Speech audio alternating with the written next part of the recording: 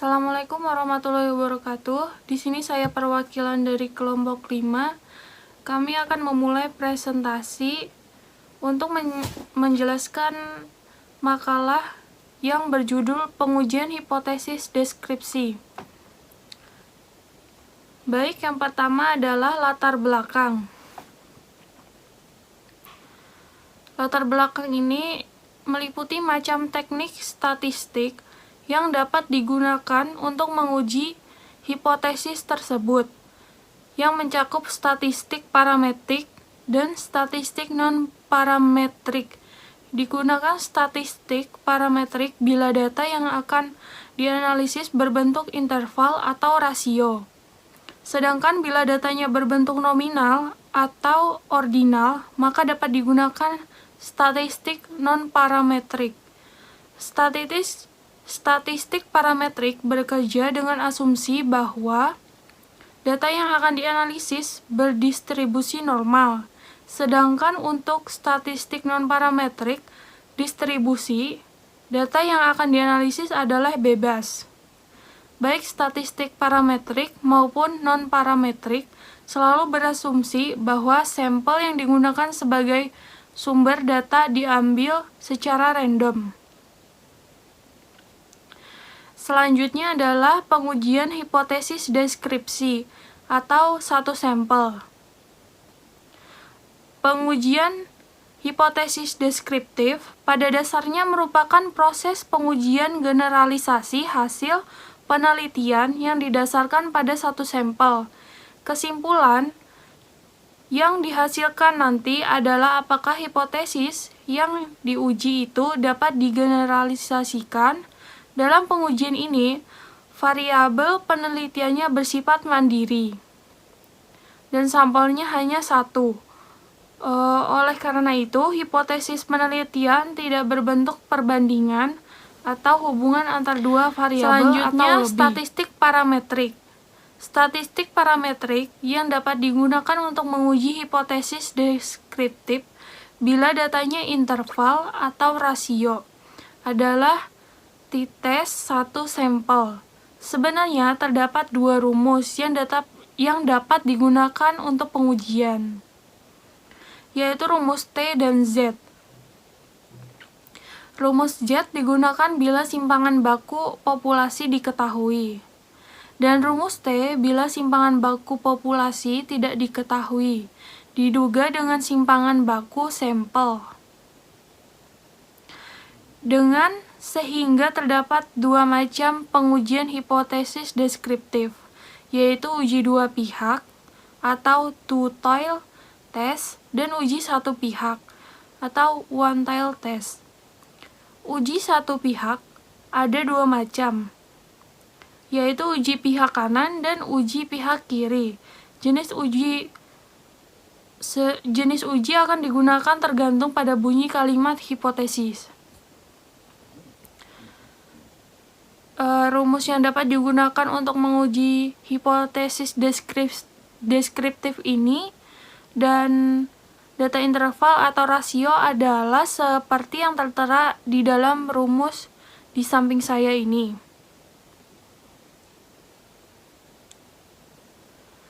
Untuk langkah-langkah dalam pengujian hipotesis deskriptif, yang pertama adalah buatlah H dan Ho dalam bentuk kalimat. Yang kedua, buatlah H dan Ho dalam model statistik. Yang ketiga, hitung rata-rata data. Yang keempat, hitung simpangan baku dengan menggunakan rumus simpangan baku sampel. Yang kelima, hitung harga T.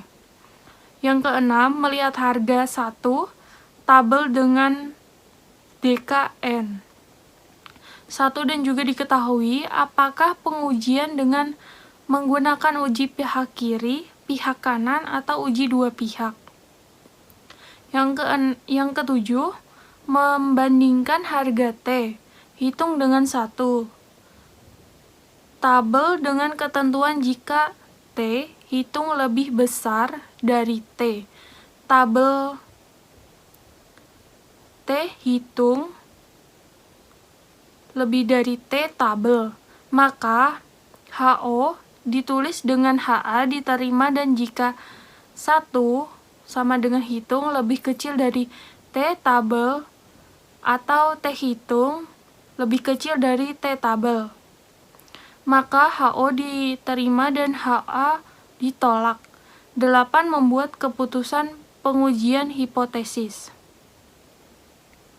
Selanjutnya akan dilanjutkan oleh teman saya.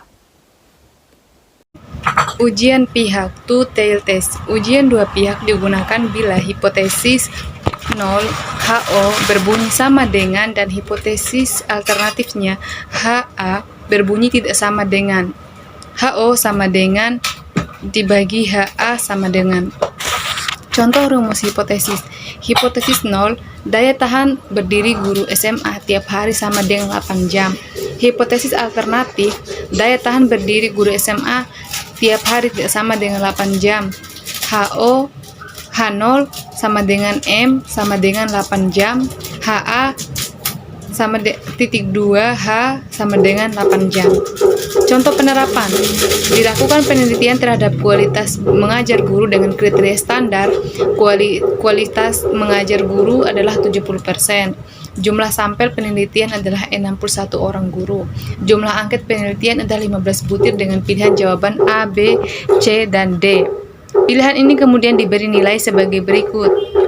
Pilihan A sangat baik, diberi skor 4, pilihan B baik diberi skor 3, pilihan C cukup baik diberi skor 2, dan pilihan D kurang baik diberi skor 1. Adapun data yang diperoleh sebagai berikut: 59, 60, 58, 59, 60, 58, 60, 59, 50, 60, 59, 50, 60, dan seterusnya sampai terakhir 60. Kemudian sebelum melakukan perumusan hipotesis, maka terlebih dahulu dihitung nilai rata-rata yang akan dihipotesiskan dengan rumus H. Jumlah nilai ideal sama dengan jumlah butir angket sampel sama dengan 15 kali 4 kali 61 sama dengan 3660 rata-rata ideal jumlah nilai. Ideal jumlah sampel 3660, 61 sama dengan 60, jadi 70% dari rata-rata skor ideal adalah 70% kali 60 sama dengan 0,7 kali 60 sama dengan 42 atau 42. Kemudian langkah-langkah menjawab. 1. Karena kita akan melakukan ujian dua pihak, maka hipotesis yang akan kita uji adalah hipotesis dua pihak sebagai berikut. Hipotesis penelitian. Hipotesis HA sama titik 2, kualitas mengajar guru tidak sama dengan 70% dari rata-rata nilai ideal. H0 sama dengan kualitas mengajar guru sama dengan 70% dari rata-rata nilai ideal.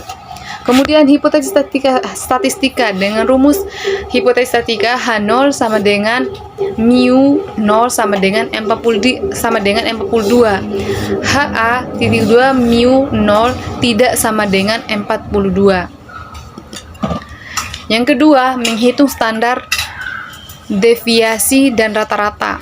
Dari perhitungan dengan menggunakan rumus standar deviasi sampel, maka didapat standar deviasi sebesar 3,14 dan rata-rata sebesar 58,443. Dengan rumus T sama dengan X bar min mu 0 per S per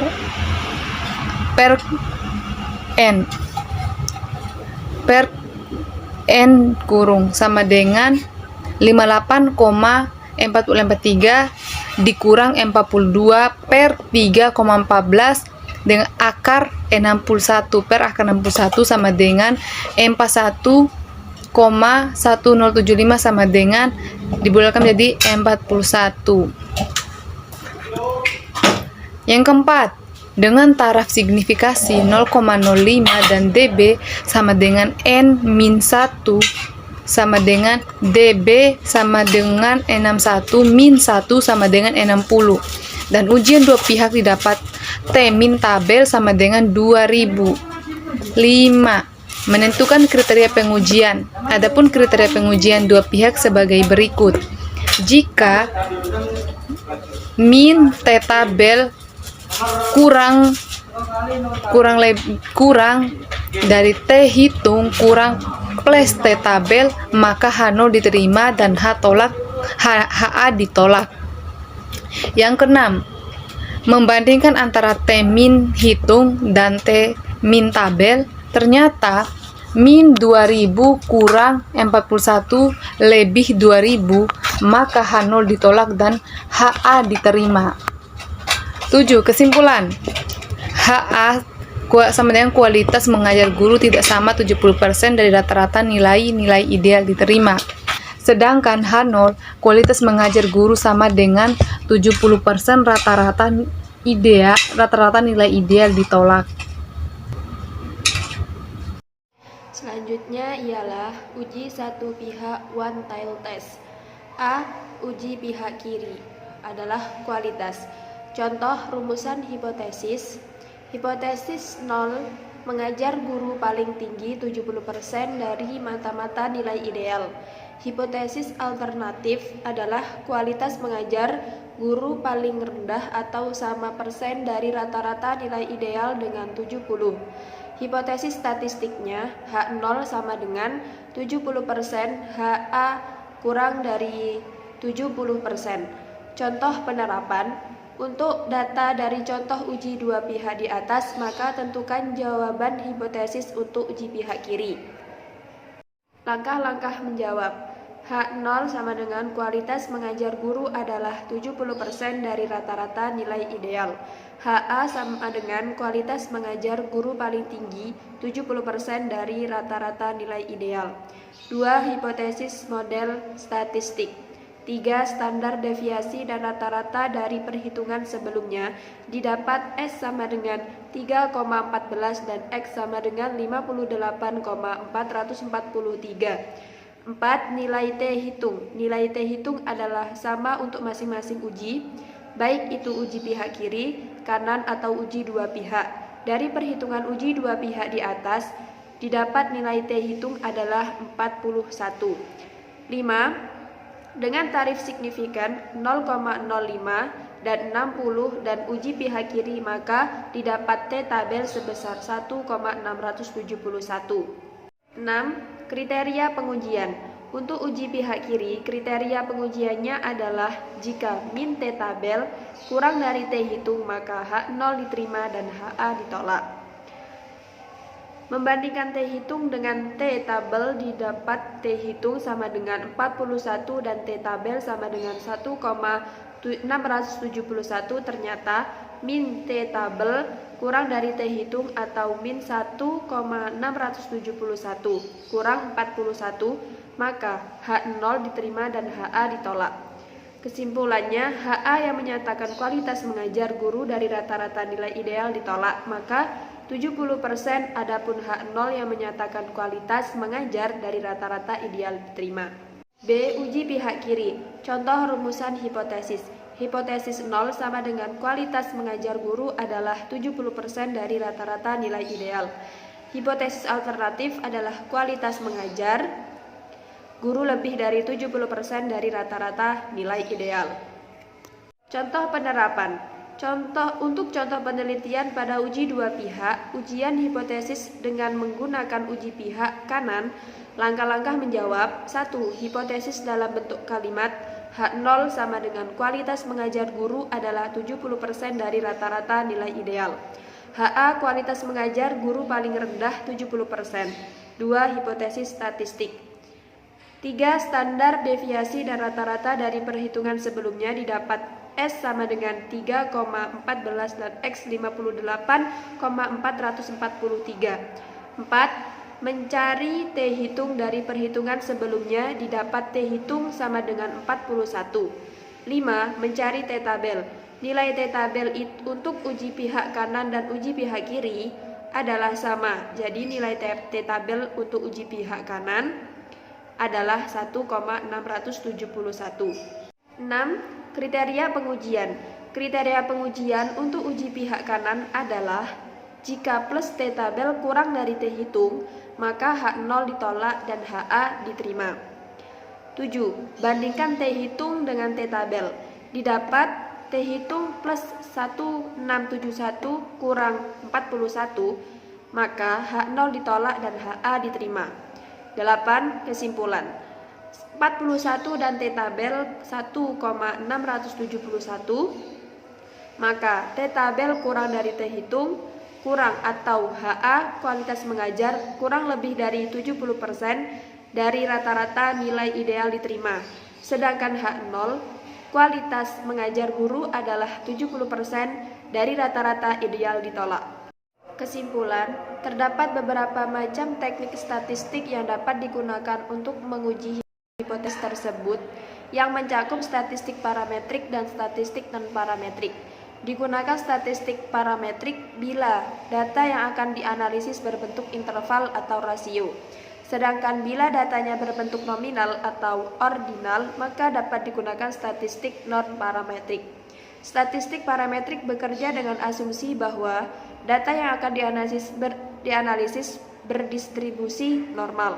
Sedangkan untuk statistik non-parametrik, distribusi data yang akan dianalisis adalah bebas, baik statistik parametrik maupun non-parametrik. Selalu berasumsi bahwa sampel yang digunakan sebagai sumber data diambil secara random. Ada uji dua pihak, two-tailed test, dan uji satu pihak, one-tailed test. Terima kasih.